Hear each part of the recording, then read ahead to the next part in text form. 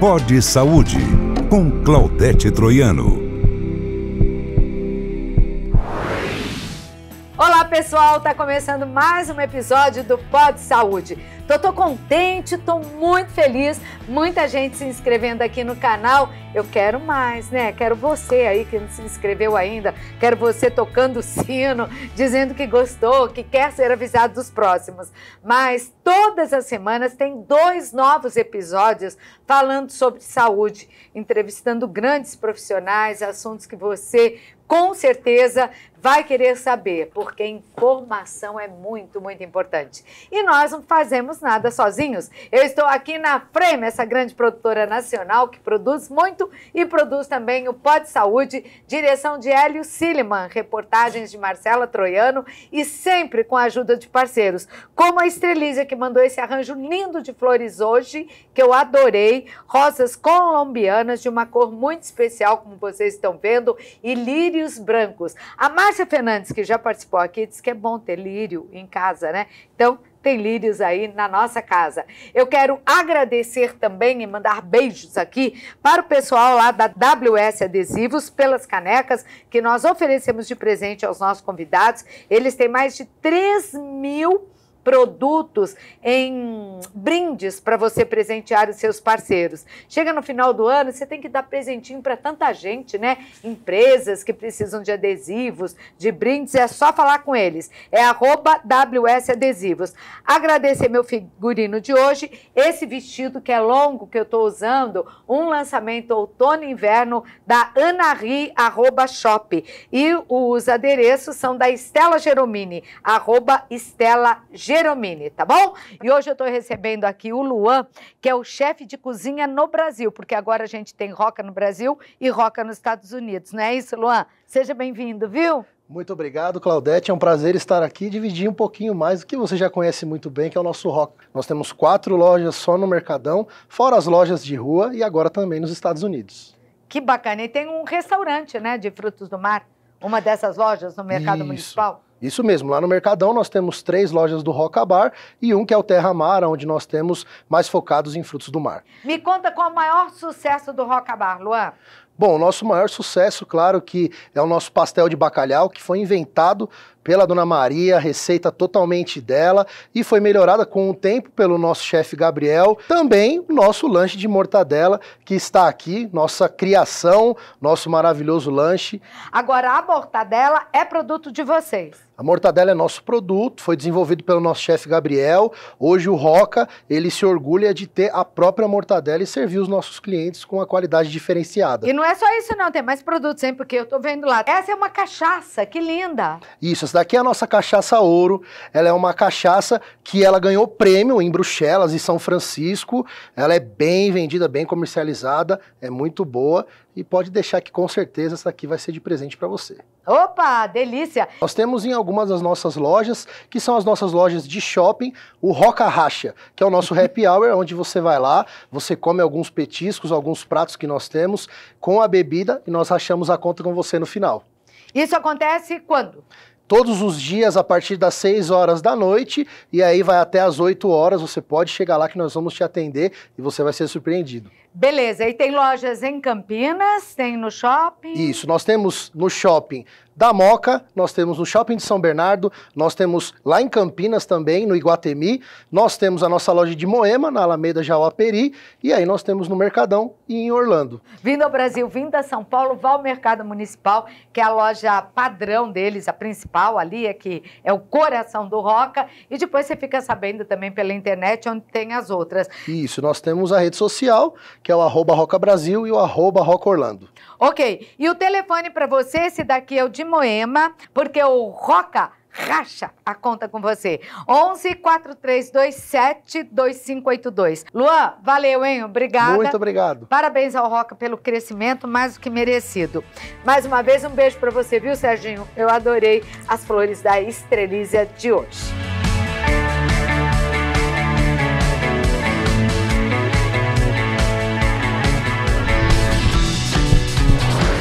E hoje nós vamos falar no Pod Saúde sobre a doença de Parkinson. É uma condição neurológica crônica e progressiva que afeta o sistema nervoso central. De acordo com a Organização Mundial da Saúde, existem aproximadamente 4 milhões de pessoas no mundo com a doença. E este é o nosso tema. Estamos recebendo o Dr. Edson Chu, médico pela Faculdade de Medicina da Universidade de São Paulo, doutorado pela mesma faculdade, professor livre docente pelo Departamento de Neurologia, também pela Faculdade de Medicina da USP, da Universidade de São Paulo. É neurocirurgião do Hospital Sírio-Libanês e também do Hospital Israelita Albert Einstein, aqui em São Paulo. Seja bem-vindo, Dr. Edson. Boa tarde. Obrigado pelo convite. É uma grande honra e estou feliz em poder participar no Pod Saúde. Que bom. Aqui a gente fala sempre sobre saúde e fazia já algum tempo que eu estava querendo falar e perguntar muito sobre a doença de Parkinson. O que é exatamente a doença, doutor? Antigamente, era chamada de mal de Parkinson, só que nós estamos evitando de chamar de mal de Parkinson. Por quê? Por quê?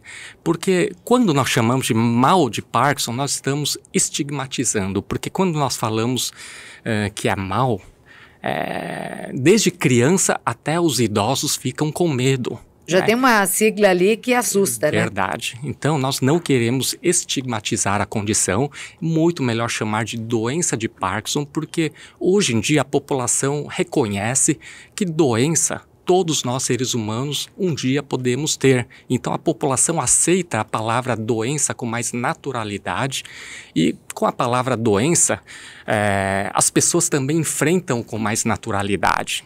Ao invés de começar com o nome mal de Parkinson. Então, nós evitamos essa palavra. Tá certo. E quais são as principais causas da doença de Parkinson? Na verdade, a doença de Parkinson, nós consideramos como multifatorial. Ou seja, existem diversas causas, diversos fatores de risco que podem ocasionar Parkinson. Então, o conceito hoje é o conceito da multifatoriedade, ou seja, diversas causas que, em conjunto, as causas se somando, aumentam o risco de uma pessoa ter doença de Parkinson. E o que isso significa? Significa que se nós controlarmos as diferentes causas, nós passamos a prevenir também. Em outras palavras, o estudo de causas e fatores de risco, portanto, esse estudo é importante, esse conhecimento é importante para que nós possamos prevenir. Mas quais são, assim, os principais fatores de risco? Os principais fatores de risco são idade. Então, esse daí ninguém quer evitar, porque ninguém quer morrer jovem, né, doutor? Então, idade... É um risco que a gente corre. Isso. Idade é uma possibilidade, né? E é uma possibilidade, infelizmente, não controlável. Né? Mas é importante saber que a doença de Parkinson aparece mais com o avançar da idade. A frequência aumenta com o avançar da idade. Normalmente a partir de que idade? A partir de, em termos gerais, a partir de 50 anos, nossa, aí a probabilidade vai aumentando. Uma idade... Isso, até que... Jovem ainda. Talvez quem me ouça e tenha 20 anos agora, parece que quem tem 50 é muito velho. Mas quando você chegar nos 50, você vai ver que a pessoa ainda é muito jovem, né? Ainda tem muita vida. Os estudos mostram que após 60 anos, corresponde a mais ou menos 2% da população acima de 60 anos. Ou seja... Conforme o tempo vai passando, aumenta a possibilidade. Isso, é uma condição frequente, é a segunda... doença neurodegenerativa mais frequente na população. Nossa, na população mundial. Na população mundial. De uma forma geral, mundial, né? Sim. De onde vem o nome da doença? Quem foi? Era uma pessoa, o Parkinson? Bom, em relação às causas, para complementar, nós temos aí a idade, né? Nós temos o sedentarismo. O sedentarismo é um fator de risco, até que hoje em dia nós médicos passamos a prescrever exercício físico para combater o sedentarismo. Que tipo de exercício? Nós orientamos diversidade de exercício. Nós orientamos diversidade de exercício. Por quê? Porque cada tipo de exercício tem uma função no organismo, né? Agora, é necessário que sejam exercícios que suem a camisa, ou seja, precisa solicitar, precisa fazer com que o nosso exigir do organismo da pessoa, né? Claro, passe no cardiologista antes, né? Então há necessidade de uma certa exigência do organismo, precisa suar a camisa e há necessidade de ser frequente, ou seja, de preferência diário ou quase todos os dias. Claro, mesclando os diferentes tipos de exercício. Esse exercício ajuda o cérebro também? Ajuda o cérebro, ajuda a manter o cérebro, e hoje em dia se sabe que o exercício físico ele é um ótimo direcionador das vias metabólicas do corpo, e o exercício físico, além do mais, ele tem um efeito neuroprotetor, ou seja, ele faz com que o cérebro degenere menos, ele protege o cérebro contra envelhecimento e degeneração. Demências também? Sim. Sim, então hoje em dia se sabe que a prevenção de demência, assim como a prevenção de Parkinson, está intimamente ligada à atividade física. E fora idade, exercício físico, a questão do sedentarismo, né, nós sabemos que tem a questão genética, e nós sabemos que a questão genética contribui em menos de 10% dos casos. Então, quer dizer, é uma condição que pode ser alterada pelo estilo de vida da pessoa. Sim, é um fator de predisposição, mas dependendo do estilo de vida, é claro que o risco... A gente pode vencer isso. E isso, o risco se torna menor. Né? Bom, substâncias que entram no corpo, por exemplo, agrotóxicos, né? Agrotóxicos. Nossa! Então, os trabalhadores rurais, por exemplo, há necessidade de proteção. Então, se você é agricultor ou trabalha em fazenda, há necessidade de proteção. E fora isso, um outro fator que dá para prevenir são traumatismos crânioencefálicos repetidos. Por exemplo, os nossos lutadores de boxe, os nossos lutadores de luta livre, boxe, jiu-jitsu. Jogador de futebol? Jogador de futebol que fica cabeceando a cabeça o tempo todo, né? Principalmente quando o goleiro chuta a bola lá no gol, a bola vai até o meio do campo e desce com uma energia muito forte. E a gente vê sempre eles cabeceando. Isso, e as pessoas recebem com a cabeça. Então nós devemos evitar pancadas repetidas, porque são os fatores de risco para a doença de Parkinson. Agora, você falou dos agrotóxicos e dos trabalhadores rurais, porque eles lidam diretamente com esses produtos, ou quem se alimenta com produtos com muito agrotóxico, e a gente sabe que hoje em dia tem muito em quase todos os alimentos, também se sente prejudicado ou vai ser prejudicado? Sim, na verdade, os dois. Os dois. Quem está manipulando agrotóxicos são os trabalhadores rurais, eles precisam tomar cuidado especial. E, claro, dando para evitar agrotóxico na alimentação, melhor. Agora você veja, são vários fatores de risco, né, que podem causar a doença. Se você consegue evitar, e aí pelo que você falou, vários dá para a gente, né, melhorar a nossa postura, a qualquer tempo da vida isso é válido? Melhorar, começar a fazer exercício se não fazia, evitar lidar com agrotóxico? Quanto antes, melhor. Tá. Por exemplo, quando chegamos aos 90 anos de idade, com o cérebro bastante degenerado, por exemplo, aí é claro que a efetividade é menor do que se nós começarmos com 40 anos de idade. Tá, o quanto antes começar, melhor ainda. Bom, o que eu queria saber do nome, quem foi Parkinson?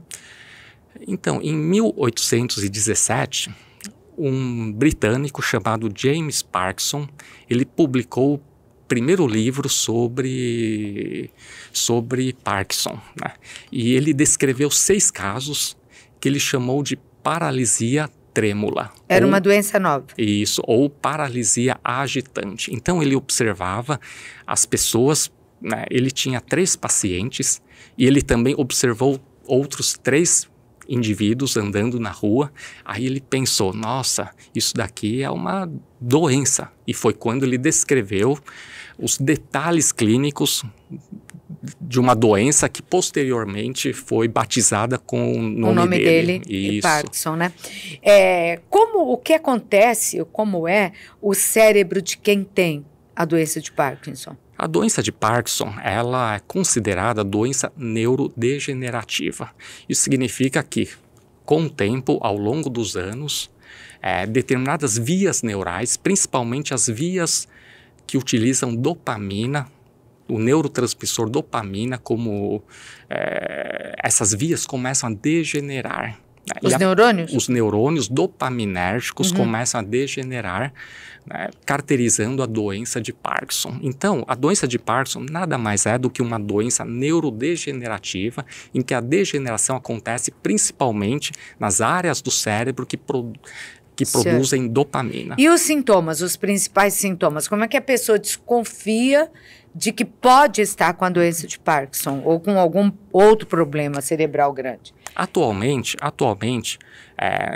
os critérios diagnósticos são critérios motores, ou seja, nós precisamos juntar os sintomas que caracterizem o que nós chamamos de parkinsonismo ou síndrome parkinsoniana. E quais são? Os sintomas são bradicinesia, que significa retardo de movimento, lentidão de movimento. Então, as pessoas que cursam com doença de Parkinson, eles começam a apresentar lentidão dos movimentos. Então, o andar começa a ficar vagaroso, para pegar uma colher, por exemplo, começa a ficar vagaroso. Ou seja, lentidão dos movimentos. Além da lentidão dos movimentos, os pacientes podem ter o que nós chamamos de rigidez muscular, principalmente rigidez, que nós chamamos de rigidez em roda denteado, ou seja, a musculatura começa a ficar travada, né? Além da lentidão dos movimentos, fica difícil de movimentar os braços, as pernas. Mas isso é quando a pessoa acorda ou pode ser em qualquer hora do dia? Em qualquer hora. A pessoa começa a desenvolver rigidez de musculatura. Ela quer se movimentar e não consegue. Isso, perfeito. Até que na hora de caminhar, acaba caminhando em bloco, né, com lentidão dos movimentos, como se estivesse travado, né, um caminhar travado. E fora isso, algumas pessoas têm tremor. Eu acho que o tremor está tão associado à doença de Parkinson, que é o que a maioria das pessoas pensa a respeito de Parkinson. E não, existe a rigidez que você acabou de citar, né? E não só o tremor. Então, nem todo tremor é Parkinson. Por que a pessoa esse tremor pode aparecer? Então, na doença de Parkinson, o tremor acontece em mais ou menos 70% dos casos, ou seja, 30% dos casos não tem tremor. Tá? Ou seja, bastante gente que tem doença de Parkinson não cursa com tremor. Então, não é porque não tem tremor que a pessoa não tem a doença de Parkinson. Mas nem todo tremor é Parkinson. Isso, nem todo tremor é Parkinson. Há diversas causas de tremor. Por exemplo, tremor essencial é uma outra causa de tremor. Por exemplo, tremor fisiológico, todos os seres normais podem ter tremor fisiológico. Por exemplo, quem tem hipertiroidismo pode ter tremor do hipertiroidismo.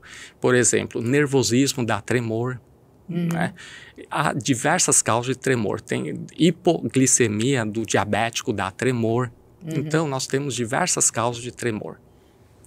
Então tem que ser investigado. Agora, esse diagnóstico é difícil ser feito? Como é feito o diagnóstico? Que exames são pedidos para saber se a pessoa tem a doença ou não? Casos na família, então, como tem, é preciso investigar.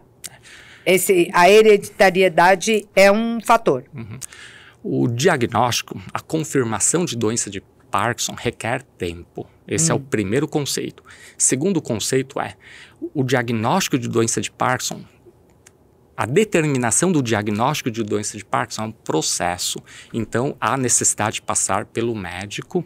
O médico vai examinar o paciente e vai caracterizar o parkinsonismo, que é o conjunto de sinais e sintomas que eu falei, que é bradicinesia, que é o retardo motor, rigidez muscular, tremor e instabilidade postural. Né? Então, havendo esse quadro... E se tiver alguém na família, e se ele tiver algumas desses sintomas, tem que procurar Cedo ajuda. Isso. Quanto mais cedo, melhor.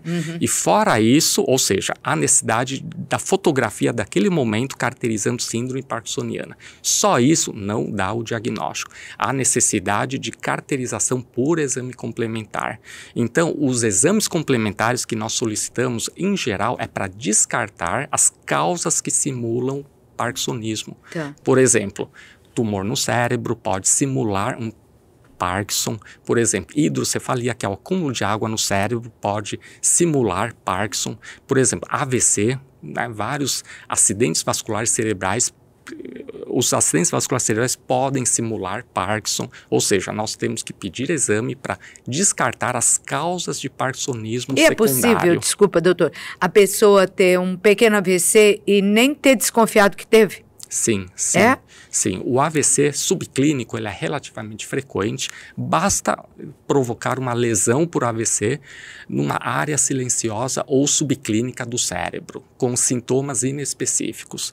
Então as pessoas nem percebem, né? Bom, e só isso nós não chegamos no diagnóstico também. Depois nós fazemos caracterização medicamentosa, ou seja, se a doença de Parkinson é causada por falta de dopamina, então o médico prescreve a dopamina para saber como é que o paciente vai responder à dopamina. Para que serve a dopamina no nosso organismo? A dopamina ela é um neurotransmissor importante para controle da motricidade do corpo, além de participar das vias de dor, além de participar das vias do humor, por exemplo, e da cognição também. Tá, e se esses neurônios vão morrendo, isso vai ser prejudicado no organismo humano. Aí começa a faltar dopamina para o cérebro. Mas dá para repor, então, através de medicamentos? Sim, que é a base do tratamento hoje. Né? Tá. E fora isso, não é suficiente para nós fazermos o diagnóstico. Por isso que nós sempre orientamos os pacientes, nossos ouvintes do Pod Saúde, que o diagnóstico de doença de Parkinson requer um processo, requer paciência, que nós sempre vemos aqueles pacientes que ficam procurando de médico em médico, né, e achando que porque não tem o diagnóstico, porque é um processo. Aí depois o último estágio é a caracterização evolutiva do paciente, ou seja, nós precisamos observar como que os sintomas vão progredir. Tem vários estágios a doença? E por que nós precisamos, ver como é que os sintomas vão progredir, para poder fazer o diagnóstico diferencial do parkinsonismo, porque existem mais de 10 doenças que dão sintomas de parkinsonismo. Nossa, não é fácil. Em outras palavras, nós temos doença de Parkinson, que é a causa mais frequente do parkinsonismo, mas nós temos também parkinsonismo medicamentoso, nós temos parkinsonismo infeccioso, nós temos outras degenerações que dão parkinsonismo, por exemplo, degeneração córtico-basal, por exemplo, atrofia de múltiplo sistema, que são doenças diferentes. Por exemplo, demência associada a corpos de Levy. Então, eu estou citando outras doenças que também dão sintomas parecidos com a doença de Parkinson. Então, por isso, todo esse cuidado e esse tempo. Não adianta o paciente querer acelerar esse processo ou ficar pulando de médico em médico, pelo que eu entendi. É ter paciência, porque é uma doença de diagnóstico complicado. Até que nós precisamos de mais ou menos 3, 4, 5 anos para definir o diagnóstico. Nossa, 3, 4, 5 anos. Mas enquanto isso a doença não vai evoluindo? Sim. Porém, antes de ter confirmação do diagnóstico, nós temos um diagnóstico que é sindrômico, é síndrome parkinsoniana. E nesse momento, nós já estamos tratando. Ou seja, nós já estamos tratando bem antes. Existe um estágio, ou estágios padrões da doença de Parkinson? Começa, por exemplo, com a rigidez ou com o tremor, e isso vai progredindo? Sim. Hoje em dia, nós sabemos que tem o estágio pré-clínico da doença de Parkinson e o estágio clínico propriamente dito. Para nós afirmarmos que o paciente tem doença de Parkinson, nós precisamos dos sintomas motores que eu expliquei. Tá? Bom, só que quando se tem os sintomas motores, mais ou menos 70% dos neurônios da substância negra, que é a área acometida na doença de Parkinson, é uma área do cérebro chamada substância negra. Mais ou menos 70% já está acometido. Então, na verdade, o ideal seria nós atuarmos na fase pré-clínica da doença, que tem os sintomas pré-clínicos da doença de Parkinson. Né? E quais são os sintomas pré-clínicos da doença? Para a pessoa procurar ajuda mais rápido. Isso. Os principais sintomas pré-clínicos da doença de Parkinson são hiposmia, ou seja, perda do olfato, é um sintoma pré-clínico da doença de Parkinson. Outro sintoma pré-clínico é ansiedade e depressão. Outro sintoma pré-clínico da doença de Parkinson é o que nós chamamos de distúrbio comportamental do sono REM, ou seja, na hora de dormir, a pessoa não consegue inibir a musculatura durante os sonhos e começamos a nos movimentar de acordo com os sonhos. Ou seja, se nós estamos sonhando que nós estamos lutando boxe com alguém, então a gente sai lutando boxe na cama. Se a gente sonha que a gente está sendo perseguido por um ladrão, nós podemos até cair da cama. Né? E quem está do lado pode até levar um pontapé sem querer. Balançar as pernas, balançar os braços. Perfeito. Mas por quê? Isso se chama porque na doença de Parkinson, quando há distúrbio comportamental do sono REM, existe falha da inibição da musculatura do corpo, e isso é feito através de uma estrutura do cérebro que não está funcionando bem. Agora, se uma pessoa o procura, doutor, para dizer, olha, eu não estou dormindo direito, eu me movimento, eu tenho... Tipo Isso não significa que tem doença de Parkinson. Então... Por quê? Porque tem outras causas. Tá. Porém, esses sintomas todos que eu falei, associados à constipação intestinal, ou seja, prisão de ventre, intestino preguiçoso, né, todos eles juntos podem constituir a fase pré-clínica da doença de Parkinson. E aí, como que vocês têm certeza disso? Porque o fato, muita gente perdeu com a Covid. Isso, e sim, acabou nem voltando e tal. Não dá para ter certeza, porém, o que nós orientamos? Nós orientamos estilo de vida apropriado para poder fazer prevenção de doença de Parkinson. Então, qual que é a importância? Que é tudo aquilo que você falou. Isso. Exercício físico, dieta apropriada. O cigarro. E assim por diante. O cigarro é interessante. Os trabalhos mostram redução de risco em relação ao cigarro. O que isso significa? Significa que tem alguma substância dentro de milhares de substâncias dentro do cigarro que acabam protegendo a pessoa contra a doença de Parkinson. Nossa, não fala isso. Porém, nós não recomendamos o uso de cigarro. Por quê? Porque tem pesquisadores falando que parece que com o cigarro diminui porque o cigarro mata antes a pessoa. Porque uma vez que o cigarro mata antes da pessoa, acaba não tendo tempo para desenvolver a doença. O Parkinson que a pessoa desenvolve. Isso. Né? Então, existe possibilidade de ter alguma substância dentro do cigarro que promova a neuroproteção, e os cientistas estão procurando essa substância dentro do cigarro. Porém, existem outros cientistas falando que, calma, talvez estatisticamente haja redução de risco porque o cigarro mata antes a pessoa e acaba nem tendo tempo de desenvolver a doença. Então, certo. Cuidado, não fumem para isso. Por favor. Agora, a vertigem, né? Pode ser um sintoma da doença de Parkinson? Em teoria, o sintoma vertigem é um tipo de tontura, em que fica rodando. Certo. Aí nós e muita coisa pode rodar por outros motivos. Isso. Então, em teoria, vertigem tem as causas centrais do sistema nervoso central. Por exemplo, um AVC, por exemplo, pode dar vertigem. E as causas de ouvido. A vertigem propriamente dita não tem sido relacionada à doença de Parkinson.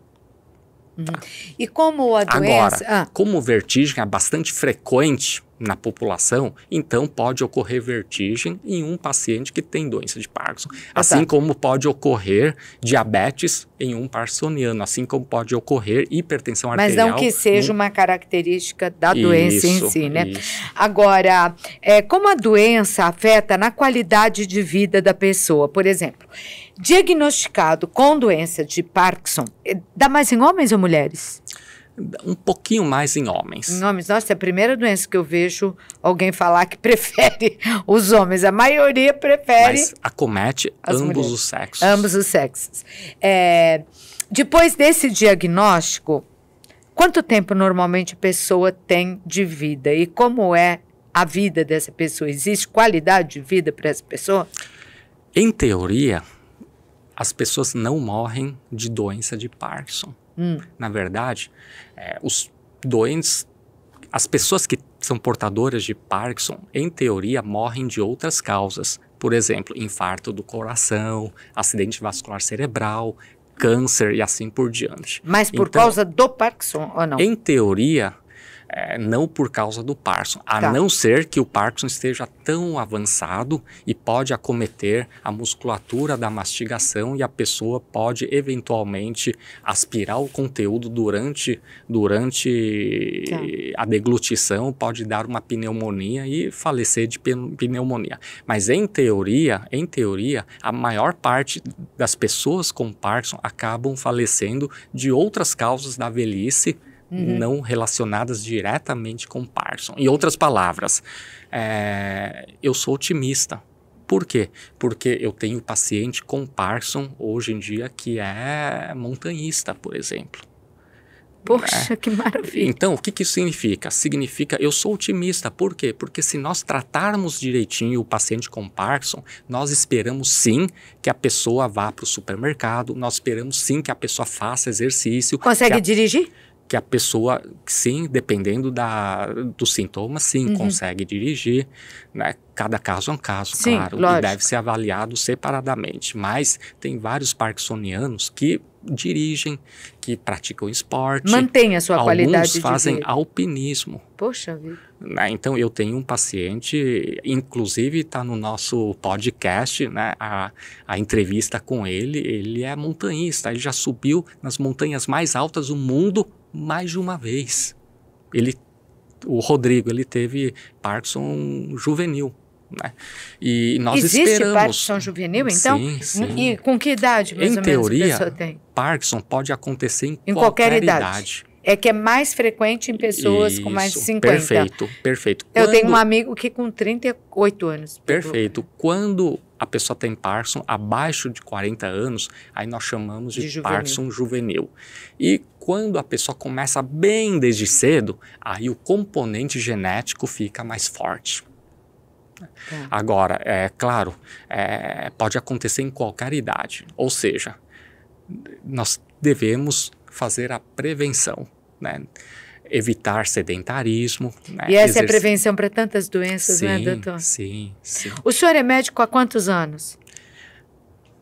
Recentemente, acho que há 2, 3 anos atrás, fizemos festa de 30 anos de formado. De formatura. Então já tem mais que isso, né? Eu me formei em 1993. 93. De lá para cá, e observando a doença de Parkinson, o que mudou no tratamento, nos medicamentos, no que a ciência avançou? Melhorou bastante.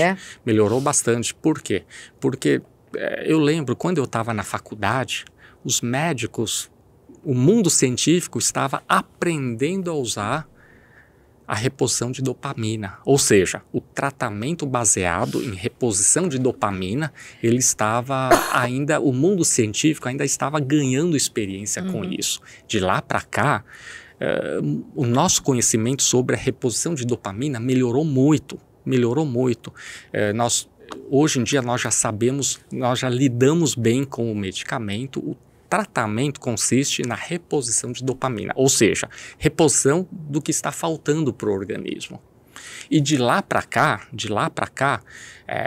nós percebemos que a dopamina, depois de algum tempo, a doença infelizmente progride. A doença pode progredir. E depois de algum tempo, o medicamento pode não ser mais suficiente para controlar os sintomas. É nesse momento que alguns pacientes podem vir a ter indicação de tratamento cirúrgico. E como então, é a cirurgia de doença de Parkinson evoluiu muito nos últimos anos, né? Hoje em dia, nós implantamos eletrodos de estimulação cerebral. Dentro, no cérebro? No cérebro, em áreas do cérebro, áreas específicas do cérebro, por exemplo, no núcleo subtalâmico, né? E é invasiva? A cirurgia, não? Nós introduzimos uma agulha, um eletrodo, né, milimetricamente calculado que atinge áreas específicas do cérebro, e esse eletrodo, essa agulha fica no local, né? Nós não lesamos o cérebro, é só a introdução de uma agulha que vai no núcleo específico, que nós chamamos de núcleo subtalâmico. Esse é o principal núcleo que nós implantamos, principalmente nesse núcleo, na maioria das vezes, né? E nós implantamos o gerador debaixo da pele, né? E esse gerador ele vai estimulando esse núcleo. E o que acontece quando estimulamos o núcleo? Acabamos controlando mais o tremor, acabamos controlando a bradicinesia, ou seja, o paciente acaba melhorando os sintomas e com isso a necessidade de medicamento vai caindo. Ou seja, quando chegamos a um momento em que o medicamento não tiver mais faz efeito, porém, como a doença progrediu, já não ajuda tanto. O medicamento já não está sendo suficiente, aí começa a ter complicações, como, por exemplo, discinesia, que é aquele movimento involuntário que parece uma dança e que pode atrapalhar o dia a dia da pessoa, né? Aí está na hora de indicar a cirurgia, de implantar como se fosse marca-passo cerebral, né? Implantar um marca-passo cerebral, né? No núcleo subtalâmico. Quanto tempo demora essa cirurgia, doutor? Acaba ficando uma manhã fazendo. Né? Por quê? Porque é bem delicada, uma né? parte da cirurgia se faz com o paciente acordado, em que nós implantamos lá e nós, durante a cirurgia, nós estimulamos o núcleo para ter certeza absoluta que está no núcleo, aí o paciente está acordado, aí nós, ao estimular, nós verificamos melhora dos sintomas. Né? E a cirurgia é uma cirurgia que nós chamamos de minimamente invasiva. E ela melhorou muito nos últimos anos? Melhorou muito. A cirurgia melhorou muito, risco baixo, risco de complicação baixo. E por que não se faz a cirurgia antes, então, de chegar a esse estágio? Porque a cirurgia, ela não cura o paciente. Esse é o primeiro ponto. Segundo princípio, se der para controlar com medicamento, melhor. Então, para que invadir o paciente? Né? Então, terceira coisa, a quantidade, o arsenal terapêutico medicamentoso cresceu muito nos últimos anos. Nós não temos somente a dopamina, nós temos vários outros medicamentos. Que vocês usam, indicam para tratar os sintomas. Perfeito, que nós vamos, caso a caso, nós vamos ajustando as dosagens, vamos acrescentando mais medicamentos, né, e o paciente vai sendo controlado. A medicina é fantástica, e nós nós só indicamos a cirurgia quando realmente necessário. Né, e quando se faz a cirurgia, é como se a pessoa retrocedesse 5 a 7 anos da vida. Ou seja, aquelas pessoas que já não conseguiam andar direito voltam a andar, aquelas pessoas que já estavam com muita dificuldade de ficar em pé, voltam a ficar em pé. Atrapalha a fala? Então, a cirurgia, assim, uma porcentagem menor das pessoas pode atrapalhar a fala. Só que a maioria das pessoas, a maioria das pessoas que são submetidas à cirurgia não tem agravamento da fala. Agora, doutor, eu queria fazer uma pergunta. Você falou mais cedo aqui no nosso Pod Saúde sobre o agrotóxico, os alimentos com eles e o manuseio, né, do próprio agrotóxico. A dieta, a alimentação é uma coisa importante para a gente evitar a doença de Parkinson ou para ajudar na qualidade de vida de quem já a tem? É importante, sim, dieta, porque tudo que entra no nosso organismo diariamente, várias vezes ao dia, que é a dieta, ajudam a constituir o corpo. Então, ou a prejudicar. Ou a prejudicar, ou a melhorar. Então, dieta é importante, sim, nós devemos valorizar a dieta, sim. E para a doença de Parkinson, que tem de trabalho científico? O que tem de trabalho científico é que a dieta mediterrânea, ou seja, dieta rica em verduras, frutas e grãos, né? É uma dieta que tem azeite. Parece que o azeite tem compostos dentro que favorecem que mantém a saúde do organismo, né? E com pouca carne, né? Ou seja, a dieta mediterrânea, que tem muitas frutas, verduras, grãos, né?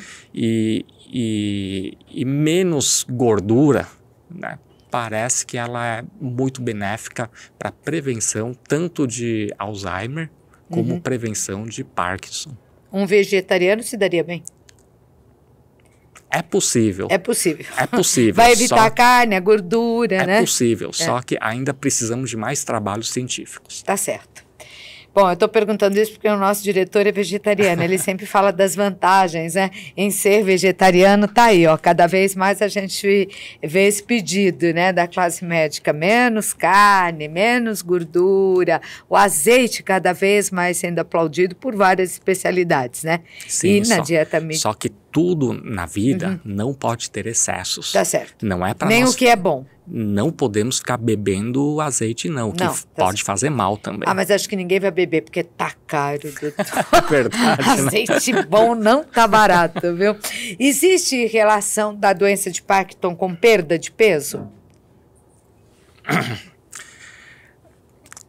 Assim, nós sabemos que perda de peso é importante porque melhora a saúde de uma maneira geral. Nós sabemos que diabetes, AVC, pequenos AVCs no cérebro, diabetes, pressão alta, obesidade são fatores de risco para doença neurodegenerativa. Então, quer dizer, não é que quem tem a doença vai perder peso. Pessoas obesas correm um risco a muitas doenças e também ao Parkinson. E é isso? dependendo da doença que tiver, pode aumentar risco de Parkinson. Né? Agora entendi a sua pergunta. Tá. Quem tem Parkinson pode perder peso? A resposta é sim. Por quê? Porque como o Parkinson atua principalmente na motricidade e a pessoa fica, entre aspas, meio paralisada, e fica meio imobilizada na cama ou na cadeira, claro, quem não está tratando, então acaba perdendo músculo. Né? Por falta de atividade física, o parkinsoniano pode perder músculo. Ao perder músculo, perde-se peso. Isso é uma verdade. Ou seja, o Parkinson pode levar à sarcopenia, que nós chamamos, e, portanto, perda de peso. Isso é verdade. As pesquisas sobre Parkinson continuam no mundo todo porque afeta, como eu disse aqui no início, milhões de pessoas no mundo, não é? Sim, sim. Uma das doenças com mais pesquisa na humanidade hoje em dia, né? E, claro, nós ainda precisamos conhecer e quais são as últimas novidades. As novidades são medicamentos, né? Vários medicamentos para tratar sintomas de Parkinson. Né? Fora isso, nós temos técnicas cirúrgicas sendo desenvolvidas.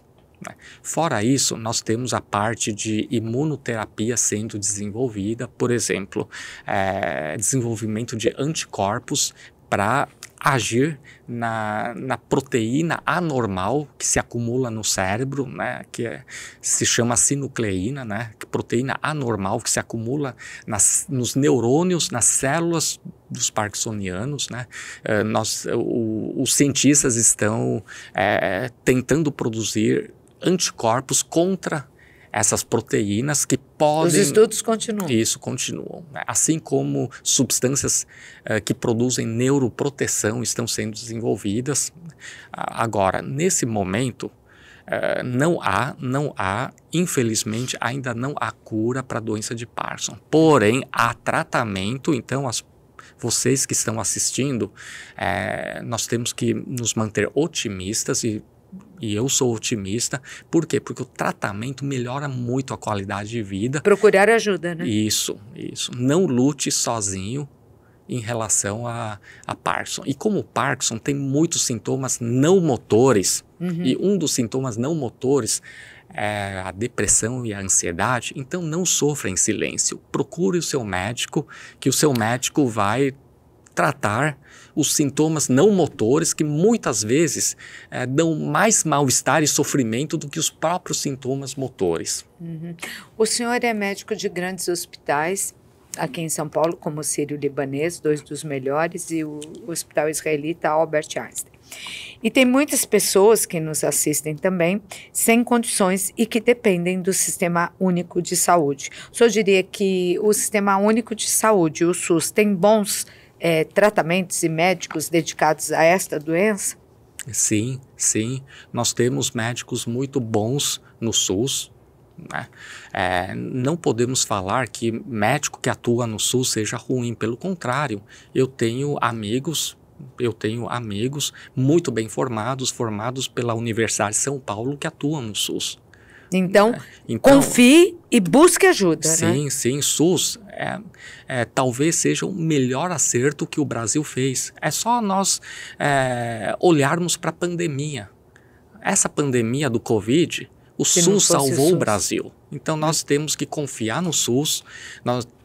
Existem muitos médicos bons no SUS. O SUS acaba oferecendo medicamento de graça, inclusive para doença de Parkinson, vários tipos de medicamentos que nós usamos no dia a dia para doença de Parkinson, SUS oferece de graça. E em alguns lugares, SUS também oferece inclusive a cirurgia para Parkinson pelo SUS. Então, não se desmotivem com o SUS. E procure também saber, porque o Brasil tem uma política de ajuda a pacientes com doenças como a doença de Parkinson, né? E você vai ver quais são os direitos, procurando. Dá um Google que você já descobre quais são os direitos do paciente com Parkinson. E muitas vezes a desinformação leva ao não uso desses benefícios que o próprio país te oferece por ser um portador da doença. Eu queria fazer uma última pergunta sobre terapias integrativas ou alternativas. Acaba ajudando quem tem Parkinson? Vocês acabam indicando algum tipo de terapia? Nós recomendamos para os pacientes sempre procurar médico e sempre procurar medicina baseada em evidência. E por que isso é importante? Porque as terapias não comprovadas cientificamente, nós sempre temos 2 lados.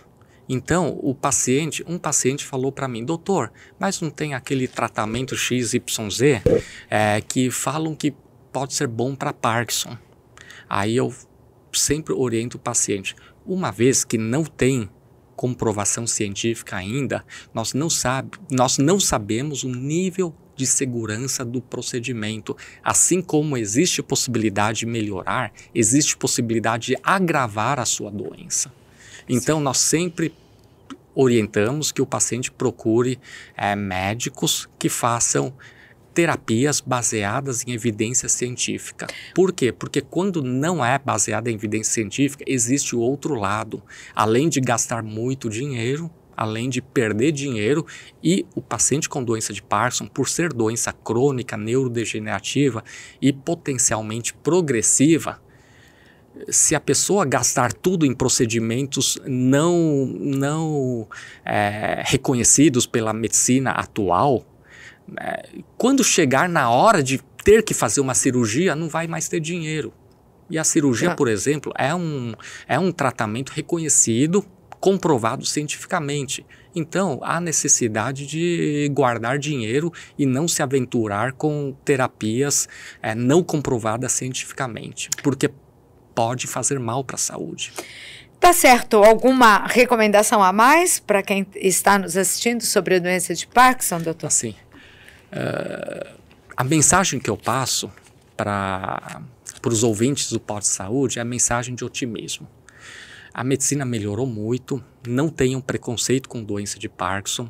Hoje em dia, assim como nós encontramos na rua andando, sem vocês perceberem, pessoas com pressão alta controlada, pessoas com diabetes controlado, pessoas com epilepsia andando na rua, que vocês podem até ter algum vizinho com epilepsia e vocês nem perceberem. já está acontecendo isso com doença de Parkinson. Tem várias pessoas com doença de Parkinson andando na rua que vocês leigos jamais suspeitarão. Em outras palavras, a minha mensagem é otimista. A medicina está mudando muito. Se nós fizermos um tratamento bem feito, nós podemos melhorar muito a qualidade de vida por anos e anos e anos. E existe uma convicção da literatura científica de que Parkinson, em teoria, não deveria encurtar a vida. Tá certo, muito obrigada pela participação, foi um prazer conhecê-lo pessoalmente. Prazer foi meu. Eu conversei com o Dr. Edson Chu, neurologista do Hospital Sírio-Libanês, do Hospital Albert Einstein, e eu vou deixar aqui, posso deixar seu Instagram? Claro. É @Dr. Edson Chu, tudo junto, _ neuro, tá bom? Tá aí na tela, você tá conferindo. E no YouTube? Isso. No Como YouTube, que eu te acho? Nosso canal de YouTube se chama Médicos Hands-On. Se vocês digitarem no YouTube Médicos, aí dá um espacinho e colocar H, já vai aparecer. Tá Médicos bom. Hands-On. Que aí fica mais fácil, mas está escrito verdade. aqui também. Muito obrigada, Dr. Edson. Nada, foi um prazer. Que bom. E eu fico muito feliz de estar participando desse podcast que tem chamado Médicos de Qualidade. Sim, como você, doutor. Muito obrigada por sua participação. Eu falo aqui da Frame, essa grande produtora brasileira, de onde eu faço o Pod Saúde. Tá precisando de alguma dica aí? Pode sugerir também, tá bom? Que a gente está aqui para conversar com você. Beijo, tchau.